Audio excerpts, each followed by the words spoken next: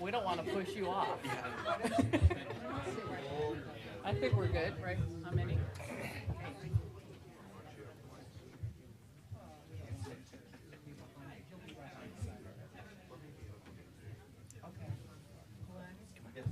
I can't be the only one sitting.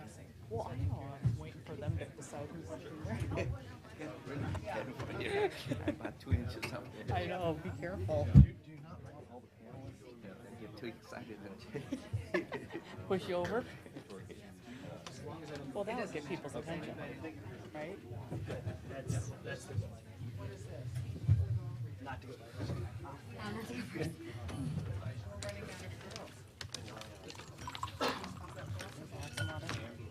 it started. Okay.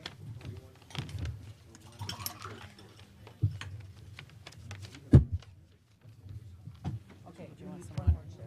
Sure, thank you. You want some more? That's fine. Okay. Dominic, can you inch down just? Oh, no? I am at that. No, we're on gonna. the edge. He's always on the edge. You know what? I'll sit down there. No, because you're on the panel. This is about it. Okay, Amber. you like me to just step down and?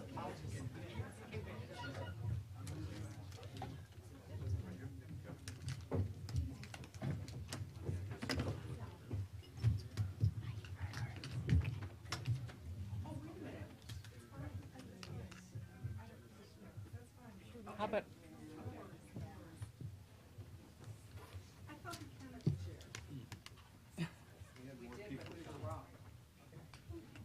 Just a reminder to everyone, please, your silence or turn off your cell phone.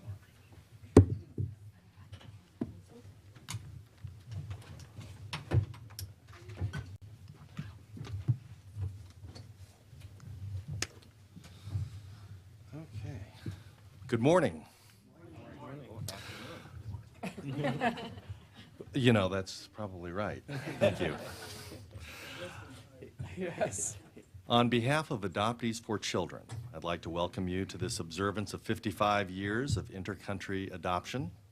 And we certainly are celebrating 55 years of children and adoptive parents coming together into real families across the globe. But the real focus of this weekend and of the next few minutes is how to move forward with 55 years of real-life perspective from those of us who are adoptees. I was born in January 1960, abandoned and processed as Kim Kang through City Hall in Seoul, Korea.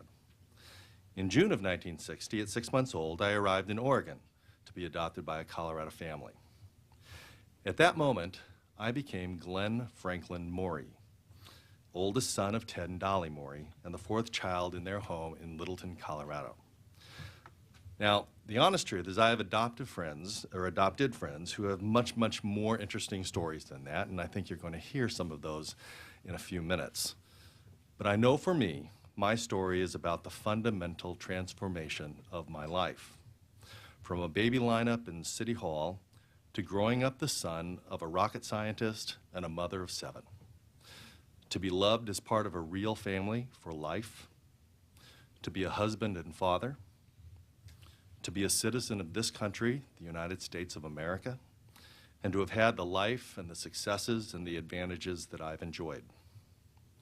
That's my story, and it's one that I can't even think of denying the unadopted children across the world if those children can't remain with their birth families or be adopted in their birth country. And that's what Adoptees for Children represents. Those experiences and the determination that our voices and our stories can and should inform the way to move forward in intercountry adoption. So now I'd like to introduce Ms. Tara Lynn Lehman, Associate Director of the Evan B. Donaldson Adoption Institute. The Institute has produced a tremendous body of work on intercountry adoption experience, research that I can tell you personally has had an enormous impact on adoptees and their adoptive families. Their work underscores that intercountry adoptees have a common bond of experience in how their lives unfold, experiences that should very much inform how we move forward into the next 55 years. Ms. Tara Lynn Lehman.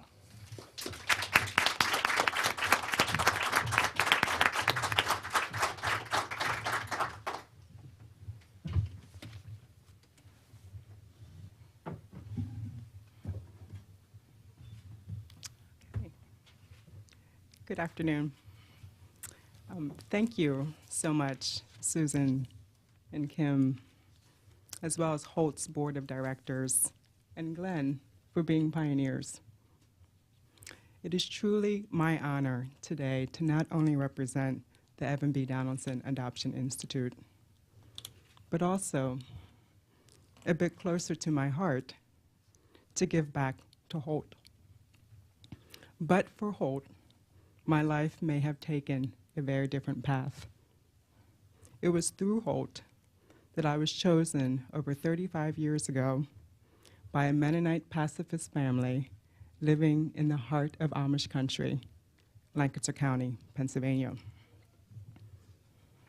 I am not Amish. I also want to thank my fellow adoptees and all of you in the audience for creating the time and space to listen and share with all of us today.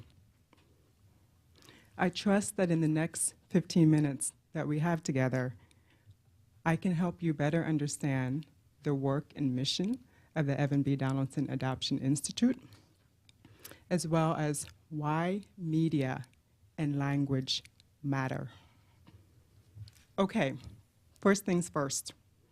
Just by a quick show of hands, please, how many members of the triad, meaning adoptees, adoptive parents, and birth parents, are here in the audience? Wonderful. Any members of the media here? Great, welcome. And how many here are familiar with the work of the Evan B. Donaldson Adoption Institute? Great. It's really good to know that I'm speaking with a diverse and well-informed group of folks. Inside the press kit that I hope all of you have received, there is a handout, there are several handouts from the Evan B. Donaldson Adoption Institute, including a 2-pager about the work and mission of the Institute. I don't want to spend too much time talking about the Institute, but just a very quick overview. The mission of the Adoption Institute is to improve the lives of children and families by providing strategic leadership, education, and advocacy, all in an effort to advance stronger adoption-related laws, policies, and best practices. The Institute attains its nonpartisan and progressive voice by basing its initiatives on reliable research, broad knowledge and experience, as well as proven best practices. The Adoption Institute is not a child placement agency, and it doesn't make any money from adoption. It is a research, advocacy, and education, think and practice tank. On the handouts, we do have additional information about our programs and our initiatives. We have the Adoptive Parent Project, the Adoptive Parent Preparation Project, the Expanding Resources for Children in Foster Care Project, Equal Rights for Adoptees and Birth Parents Advocacy, the Transcultural Adoption and Identity Project, and what I'm going to focus on today, our project focusing on adoption in the media. Why media matters and why language matters. Media matters, right? Most likely everyone here can answer that question with a resounding yes. Media matters because we all recognize that the media is an important source of information on a wide range of topics, including adoption. And its coverage of adoption-related issues does, in fact, create a space for honest discussion about specific issues, which are often a bit more complex than what is initially reported and are shown on the big and little screens. The media also, as we all know, plays a powerful role in shaping people's attitudes and opinions about adoption itself as a way of forming families, about the way people think about birth families, adopted children, and adopted adults, and how people view some of the complex issues in adoption, like search and reunion, especially within the context of the World Wide Web. That includes everyone's BFF, Facebook. So if we can agree that the power of the narrative provided by diverse media sources fuels the research, what then does the research illustrate about people's attitudes and opinions about adoption? A recent Adoption Institute study commissioned by the Dave Thomas Foundation for Adoption found the following regarding Americans' attitudes and opinions toward adoption. 63% of all American adults have a favorable opinion about adoption. 78% believe the country should be doing more to encourage adoption. Dr. McGraw's interview of 17,000 families detailed in his work, Families First, found 95% of adoptive parents, including those adopting from the child welfare system, would adopt again, compared with 33% of parents who said if they had to do it all over again, they would not start a family. All of us here in this room know that the research states, first and foremost, and most recently documented in the Adoption Institute's Beyond Cultural Camp white paper, the overwhelming majority of adoptees, including trans-ethnic adoptees, are healthy, well-adjusted children and adults. That said, that reality does not negate the other reality, that those of us members of the triad and our supporters also need to work with those needing extra support, which is why post-adoption services, as we all know, is crucial. Now, this is what the research tells us, but we all still recognize it still is the man bites dog story that gets the headline, right? So what of the language? What of the language in the man bites dog story? Even well-meaning journalists can and have inadvertently conveyed the misconception that adoptive families are somehow less genuine, less permanent, and that those touched by adoption and their role in a family remain somehow different. This is a direct quote from a journalist who is leading a coalition of colleagues to include accurate adoption reporting protocols in the AP style book. Why does language matter? Well, we know that language shapes our culture, and the words that we choose convey vital messages, including accurate adoption language, making that essential. An estimated 6 million people in the United States were adopted into their families. As a result, about 100 million Americans have adoption within their immediate or extended families. And that's not even including the millions of birth parents and their families. And curbing the use of stereotyped, inaccurate, and even sensationalized language about adoption eases historic stigmas associated with adoption. To bring these figures into real-life conversation and practice, on the front page of the handout, the front page of the second handout is a living and breathing list of accurate and realistic words and phrases that may be helpful to continue to be mindful of in our day-to-day conversations and writings.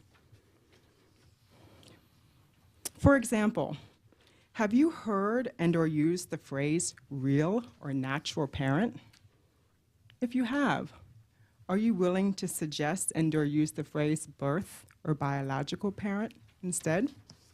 What of the phrase foreign adoption? Is the phrase international or inter-country adoption more inclusive as well as realistic and accurate? How about suggesting or using the phrase child with special needs instead of hard to place? Please let me add, this list is not about being politically correct, but about accuracy and shifting the paradigm from one of deficit, less than, to one based on realism and the notion that if you are not a member of the triad but were for just one day, how would you like to be referred to? Less than or equal to? There are additional media sources, of course, that unfortunately due to time limitations, we can't cover today. But I will end on talking about the elephant in the room, the internet and adoption, and the reality that we are just a click away from instant community and complexity. Media matters, language matters, media and language matter. Context matters. And with those reminders, on behalf of the Evan B. Donaldson Adoption Institute, thank you again for listening, and let us look forward to continuing the conversations with my comrades to the left and to the right, whose voices indeed provide the narratives that fuel the research. Thank you.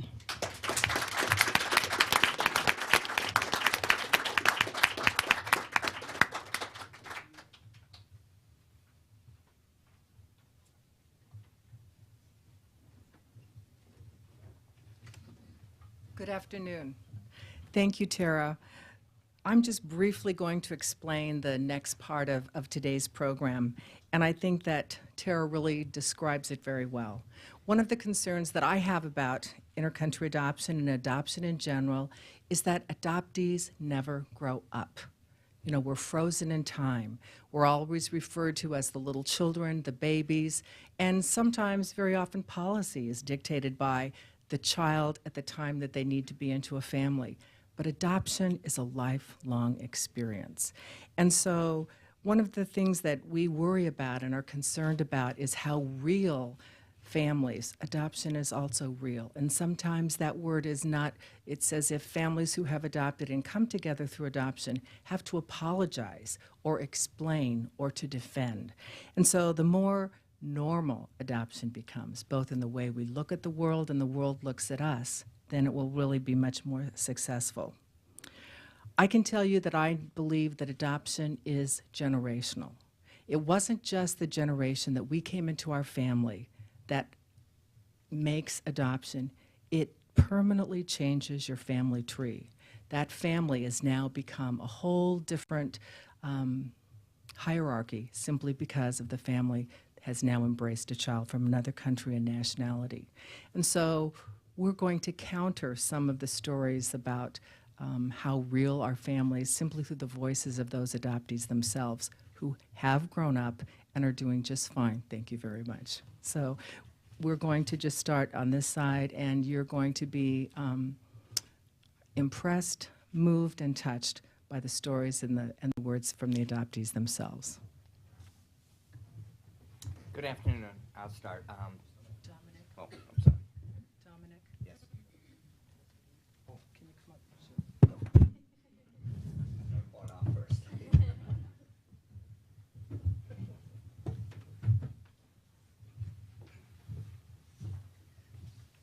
Good afternoon.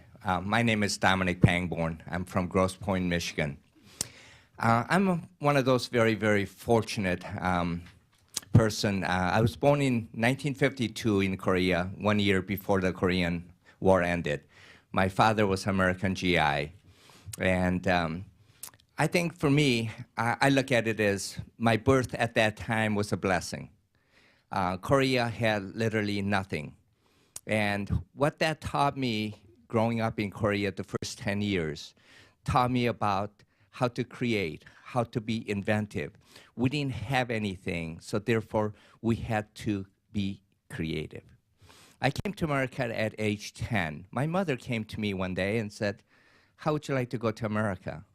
And of course my response was very immediate with, "Yes, I would love it." You know, she said, "Well, you have to go by yourself." I said, "Okay, sounds good." You know, and journey began. She talked to a Marino priest who had come to the village, and the two of them had met and made a decision. He said, I could get him into the United States. Well, little did he know that it was a big, huge challenge, because who in the world would want to adopt a 10-year-old child? Back then, it was a taboo to adopt a child over 4 years of age. When I did arrive in America, to Jackson, Michigan, I was brought to a family with 11 children of their own. Of course, no one told me this, and no one really told me or explained to me anything about adoption. All I knew was I was going to go live in America. And when I saw these 11 children, ranging from infant to about 16, I was overwhelmed. I was so excited. I said, this is America. They gathered every child in the village to welcome me.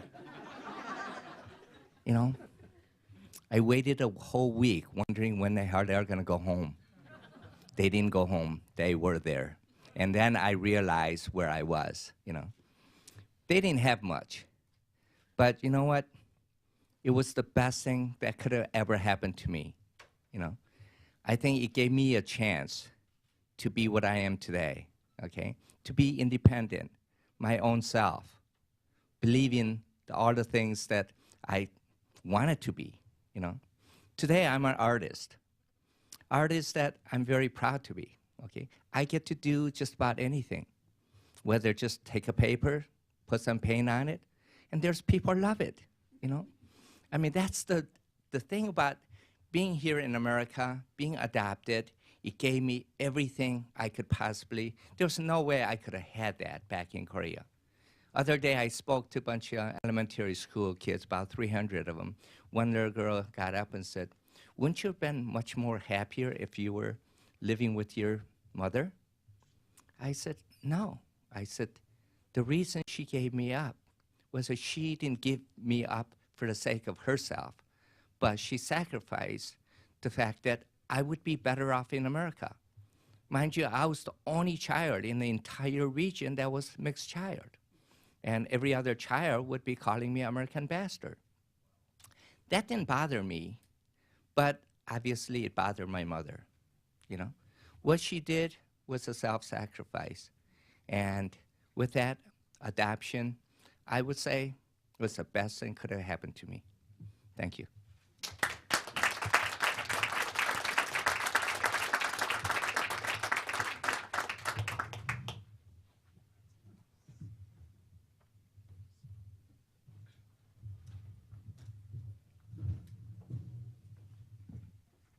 Hello, I'm Kim Hanson, and I'm from Omaha, Nebraska.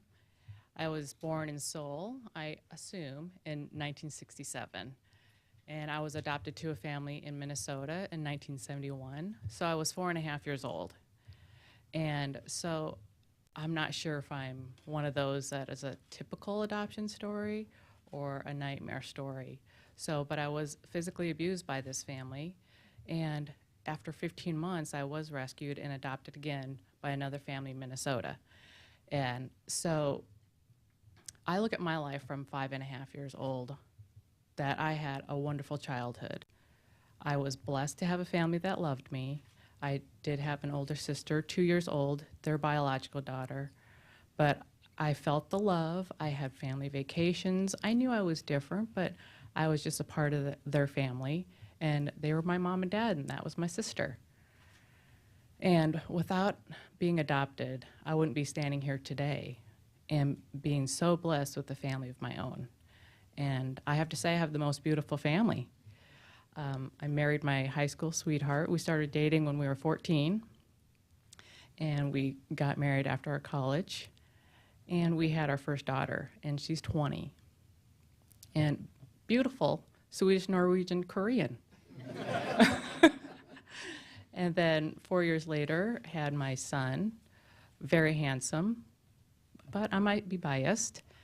And so when he was 4, I thought, oh, I'm done with the baby stage. We're out of diapers. I don't need to carry a diaper bag as my purse. We're done. And then God tapped me on the shoulder and said, what about you being adopted and your wish as a child? When I was being abused and sitting on that bed by myself, I said, when I get out and when I make it, I am going to adopt a little girl from Korea, because I know when I get out, I will be successful. And so 1998, my daughter came home from Korea. And at that point, I couldn't specify a gender. And I was like, what? I'm Korean, though. And, you know, God once again comes in and says, we have a baby girl for you.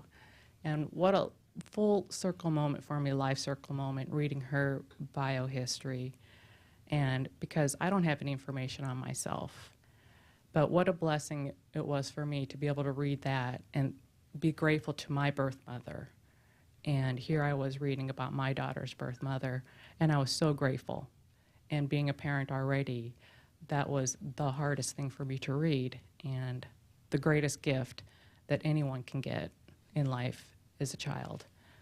And so I'm standing here today because of adoption, and I'm blessed to be able to give back to Holt, because without Holt, I wouldn't be here. And the biggest honor is for me to be able to serve on the board of directors. And I see myself as a giant, even at 5'1", that I can be a voice for all of us up here and for all of you that are out there being adoptive parents, saying, yes, adoption, it works. Because I face a lot of challenges in my life. I am one of those statistics.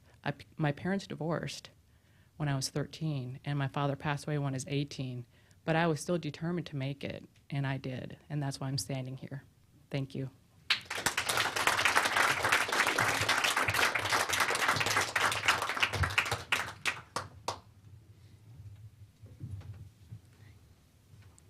Hi, my name is Michelle Lee. I'm really proud to be adopted. I was born in Busan, South Korea, and grew up in rural Missouri, the sticks. I was a real big hick. But when I was a teenager, I kind of stumbled into Korean heritage camps just by happenstance, and it really changed my life at the age of 14. I didn't realize it then, but in 1998, I went with the adoption agency to go to Korea, and I went into the Holt office and said, can I look at my file? And I looked at it, and my mom had sent all these pictures of me as a kid growing up in Missouri to Korea, just in case my my biological family went. I knew I was going to be a mess. Dang it. But I remember I asked the social worker, I said, can you find my birth parents? And she said, no, that's not how it works. We do a search back in the United States, and then you can come back and we can see if you can meet them. And I said, oh no, this is my only time I'll go to Korea. And I must have left an impression with her, because when I left, she looked for my birth parents.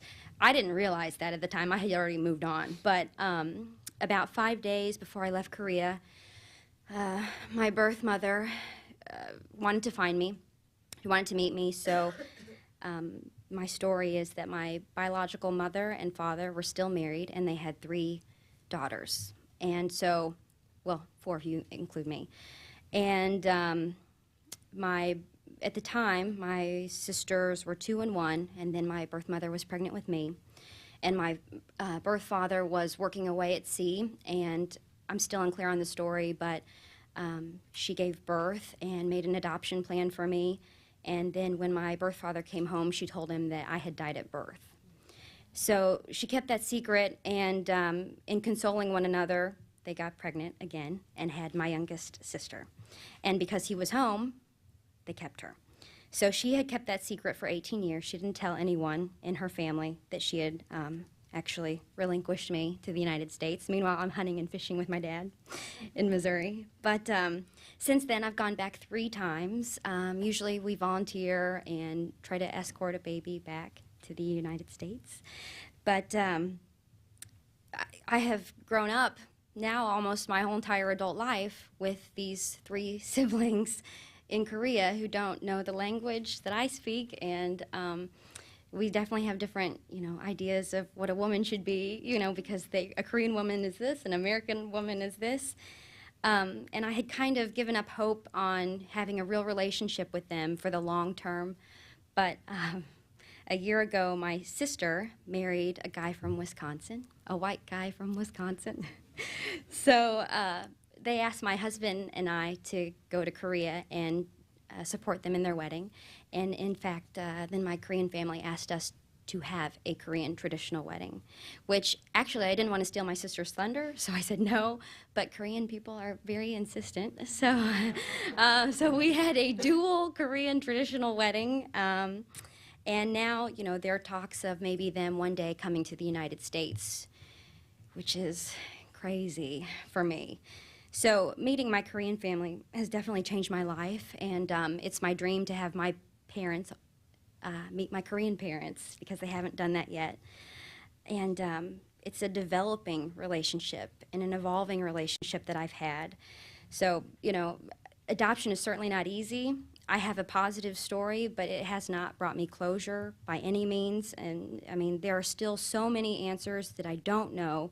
And I try to get them from my biological family, and I get two different stories.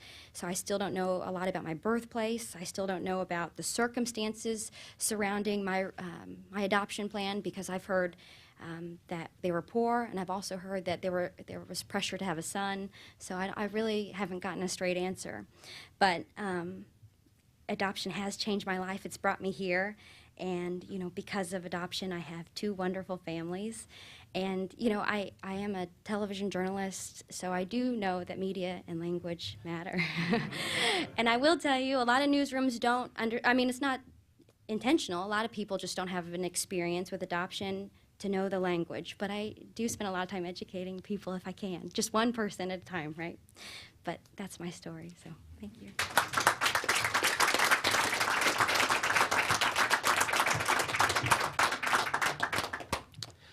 My name is Adam Connor, and I was adopted from South Korea when I was about 3 months old. And according to my parents, it was December when I was adopted and landed in Hawaii.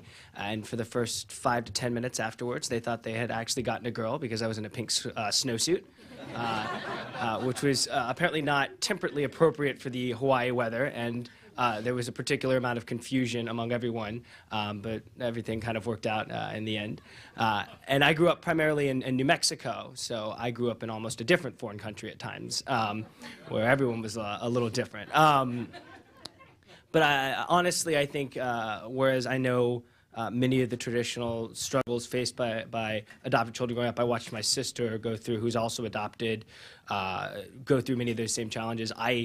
I think I probably was lucky to skip over some of those or not have to deal with them in the same way I think other people did, but it has been a tremendously positive influence in the sense that I've always just considered myself lucky, and I think that that's a great gift to have in life, to consider yourself lucky as you go through life. And I think that it's great to be here and to share these stories. I think they're important stories.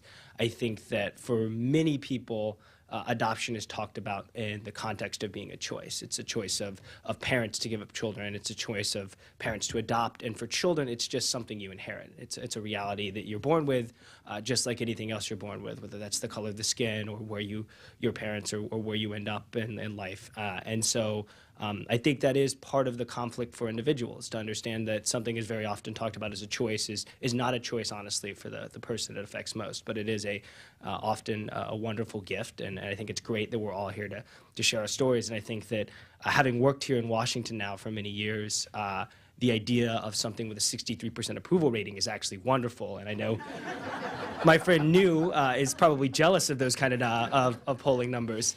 But I think one of the gifts I've been given is, for the last several years, I've worked for Facebook, which has grown from a company that has started in a college dorm room to something that has more than 500 million people worldwide on it.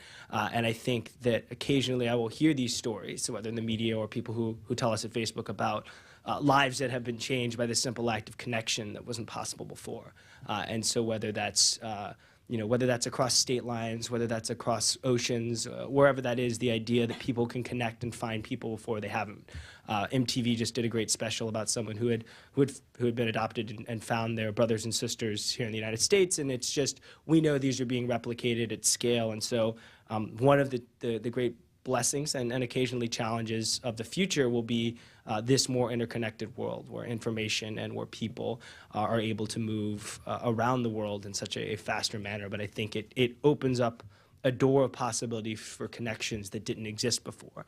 And I think that that's only going to be a greater thing, not just for connecting with family that you may not have known you had, but also for connecting with people who have similar experiences. And so kids who may have met at Korean camp one summer and then never seen each other again, all of a sudden can have a persistent connection through life. And we think that's a wonderful thing. And that idea of communication and connection is something I'm very proud to be a part of, and I'm glad to hear other stories shared here today.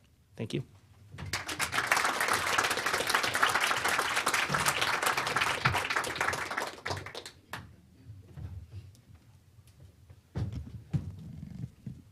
Hi, my name is Amber, and I'm not adopted through Holt, so I'm a little bit bummed. I was adopted from Ethiopia in 1970. I'm told I was born in 1961 in northern Ethiopia. I came by the way of adoption because I have a special needs.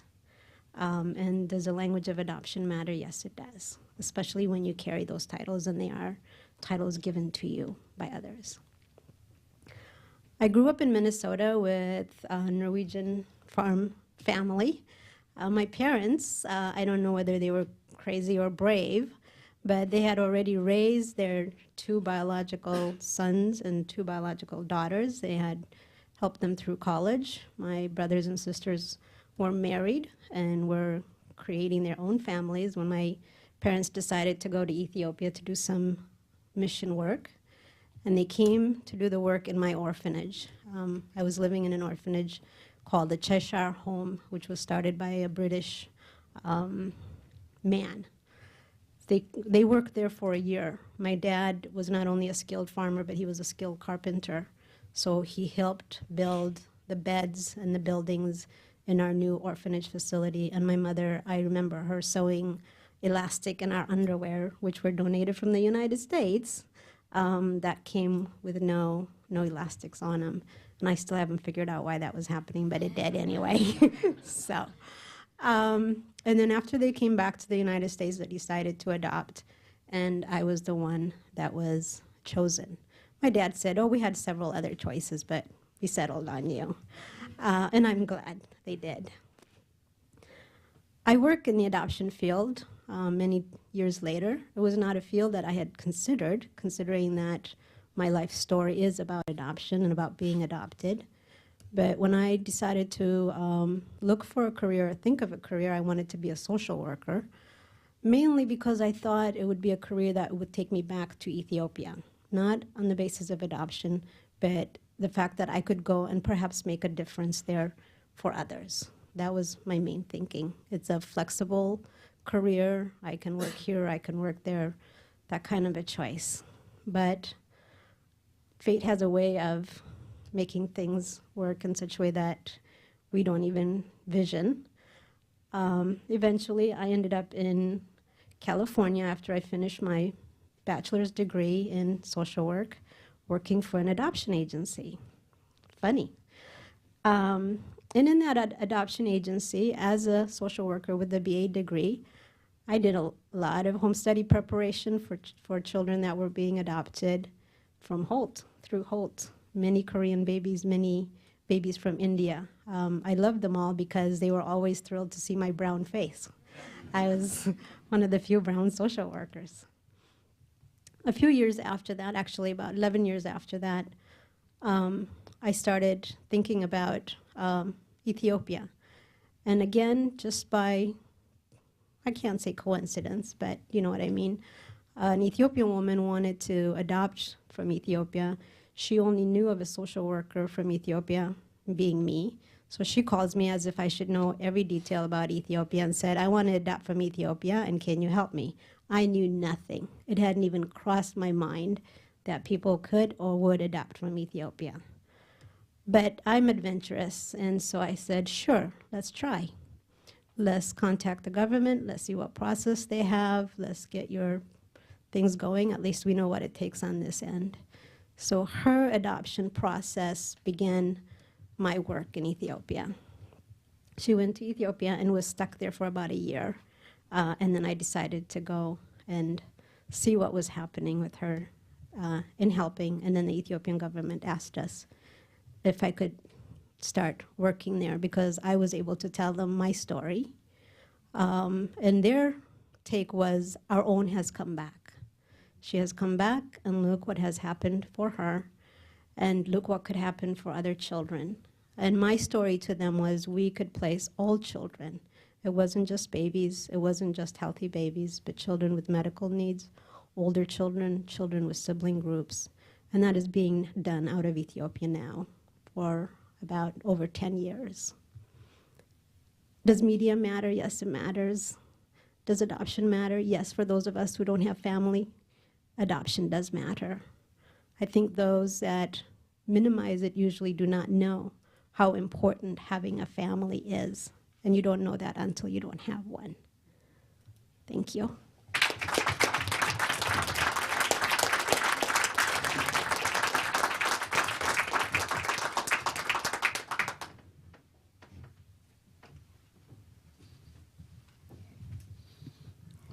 Hi, my name's New Wexler. I was born in Vietnam at the end of the Vietnam War. I was the child of a Vietnamese woman and an American serviceman. We don't know that, but that's the orphanage that I was. Had a note in my file that said that.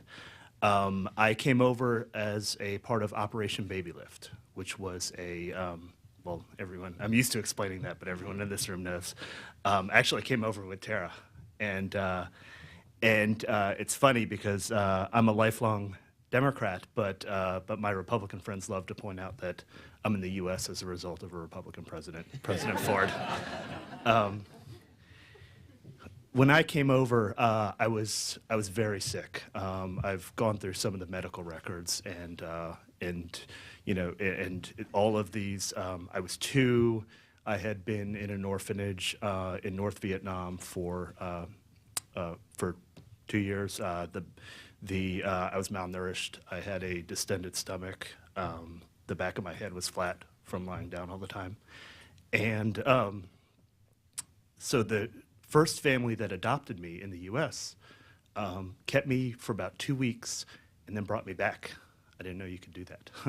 But they brought me back, and then my mom, who was actually pregnant with my brother at the time, really wanted to adopt another baby. At the time, all of the at the end of the Vietnam War and with Operation Baby Lift, there was a lot of publicity, and she really wanted to do that, and so my family adopted me, and it's sort of interesting because now adoption is so much more commonplace, but at the time then, people they would look at my brother and I, who are roughly the same age, and ask my mom, well, why'd you adopt? Or they would ask me, and it's just, you see how, as Tara was talking earlier, how the sort of news coverage, and when people see more of that, they become more comfortable, and it really has changed. But at the time, they would ask that, and it's just, and so anyway, so I grew up with a brother and a sister. Neither of them are adopted. In a town in western North Carolina, Highlands, North Carolina, population 990. I think it maybe was until I was in college that I met anyone else who was adopted. I knew about it, and it was never really an issue for me, but it was always something that I never really knew much about. And then after a couple years after college, I came to D.C. and a lot changed. I was working for Senator Landrieu, who some of you may have worked with before. She's a huge advocate for international adoption. And I met Susan. And Susan was, I feel like, in and out of our office every week. And it wasn't, I think maybe it was Mary that introduced us and said, okay, you guys need to talk. And it was a great connection. And Susan said, well, I'm doing this event for the 25th anniversary of the Operation Baby Lift, and we're doing it at the Vietnam Memorial in D.C. Do you want to speak at it? I said, okay, well, I've never really done anything like that, but I think I'll do it. And ended up going to, with my mom, this event that they were doing, and it was the first real reunion event that I had been to. I know they've done other ones that I didn't attend. And it was really interesting because it was for the first time, you saw all of these folks from all around the country that had similar shared experiences, who sort of connected, and it was great. So as a result, I have been very close friends with Susan and Tara ever since. Here we are, 10, 11 years later. I'm still in D.C. In 2004, I had a chance to go back to Vietnam for the first time, and it was great. It wasn't really, I wasn't searching for birth parents because my records aren't I don't have enough information for that. But it was, I was there mainly just to explore and just to see, you know, I had a couple of friends meet me, and I was there for about a week, and it was great. I still stay involved with adoption policy, partially through my job now, and just as a personal interest. I've been involved with a group in DC called Asian American Lead that does a lot of work for Vietnamese refugee families in DC, and do some work with Vietnam veterans who sort of struggle with their purpose and the work and what they did over there.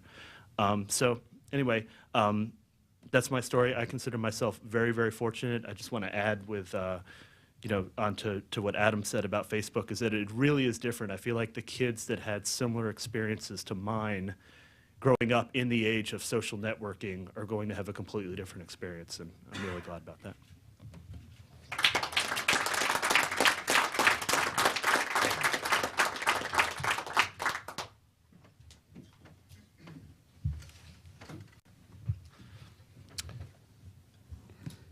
Hello, my name is Kim Brown. I was born in Daejeon, South Korea in 1955, and my birth mother had moved to Seoul because at the time there was very little food to be had and living in the streets, and she decided Seoul would give her a better opportunity to raise me. And she did her very best, but finally, after about 5 or 6 months, she decided she could not do that. So she gave me up and relinquished me to an orphanage there. At the same time, there was a couple in Omaha, Nebraska, who had found themselves pregnant late in life and had lost the baby at childbirth. And they contacted a friend who contacted a friend in South Korea, said, could you get a child for us out of Korea? So a gentleman went to an orphanage and in Seoul and found a little boy and went home and quickly wrote a letter and said, there was no Facebook then, Adam, quickly wrote a letter and said, I found a little boy. And that little boy passed away a week later.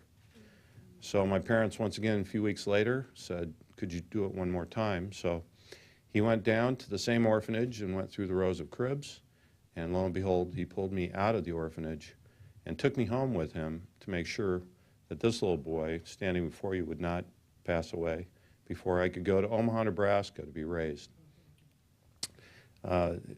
People were talking about identity, and as I was struggling for my identity, my name, Kim Sundell Brown, Kim is certainly a Korean name.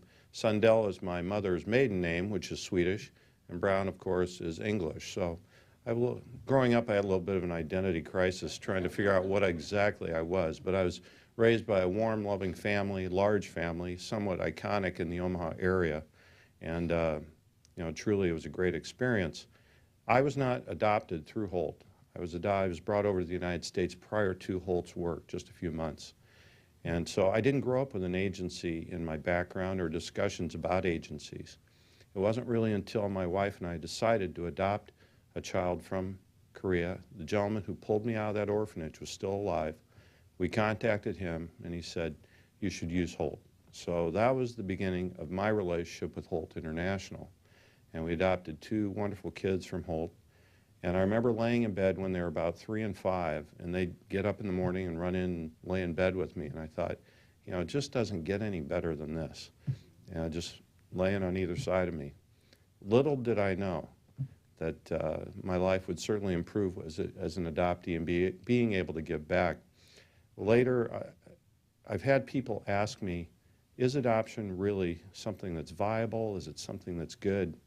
And I'm not saying these last statements to you from a prideful standpoint, but let me tell you why I personally think it is good.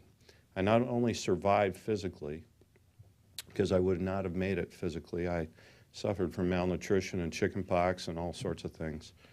You know, I've had the opportunity to adopt and have a family because of adoption. I have, among other things, been able to meet the president of South Korea. I remember sitting at the top of the Samsung building in South Korea having dinner and looking down on the city and saying, what were the odds as I began life that I'd be doing this tonight? And I also now am the president of Holt International. I consider myself to be very fortunate, very blessed. I consider myself to be have a tremendous responsibility to continue to make this a possibility, adoption a possibility for more children. Thank you.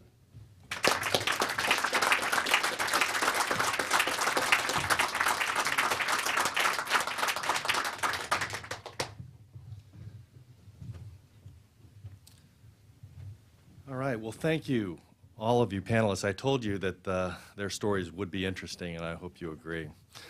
We're going to wrap this up now. I just want to take a moment to thank Tara for her message of that media matters and that language matters, and that was a great message for us all to hear. I want to thank the panelists for their remarkable stories and for sharing with us so frankly and candidly. And I want to thank everyone who is involved with Adoptees for Children. Your stories, your voices are so important because they are the voices for unadopted children all around the world who have no voice. And I so appreciate your contributions to that. So thank you very much for coming, and I hope to talk to you soon.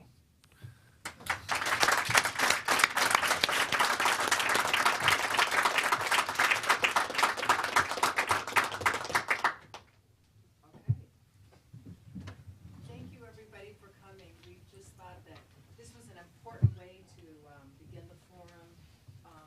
As you can see, the panel, I think, articulated pretty clearly